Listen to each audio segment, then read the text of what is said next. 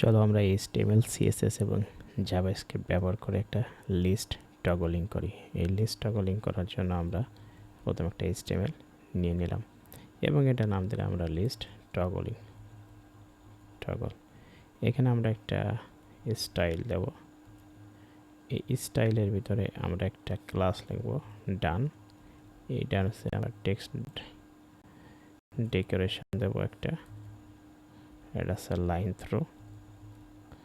Line through এবং solid দেব।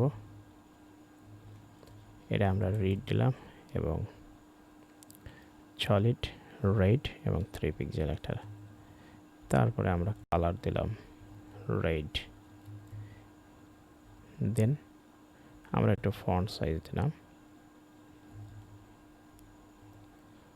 3 দিলাম। চলো এবার আমরা আসলাম আমাদের HTML বডির ভিতরে। আমরা একটা পি ট্যাগ নিলাম। এই পি ট্যাগে আমরা দিলাম ওয়েব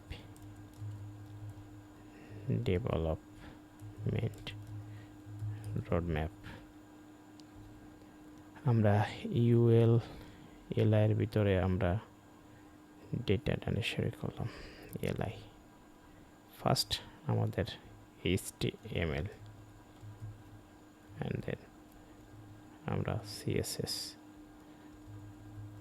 and আমাদের এলআইটা হবে আমাদের JS জাভাস্ক্রিপ্ট অ্যান্ড আমরা আরেকটা এলআই নিলাম এবং এটা দিলাম Node.js।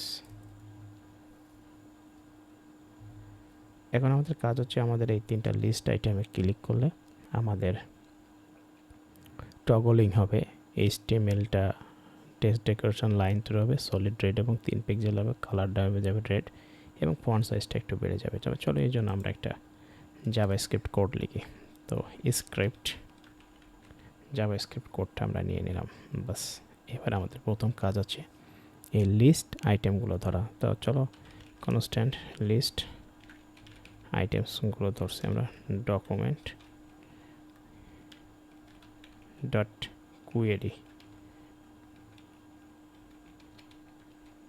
সিলেক্টর ওয়াল দিয়ে আমরা ধরবো আমরা ইউএল এর এলআইগুলো।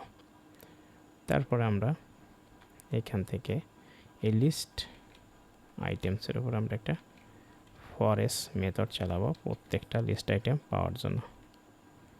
এই ফরেস মেথড আমাদের একটা কল ব্যাক ফাংশন নেই এবং একটা করে আইটেম পাবে।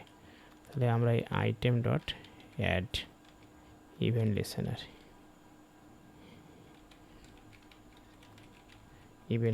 দেবো।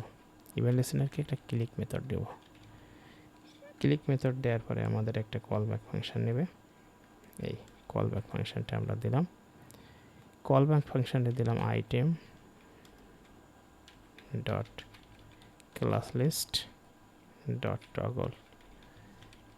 টগল দিলাম অ্যান্ড তারপরে আমরা ওই যে ডান এটা দিয়ে দিলাম। কন্ট্রোল এস দিলাম। কন্ট্রোল এস দেওয়ার পরে আমরা একটু ব্রাউজারে আসলাম।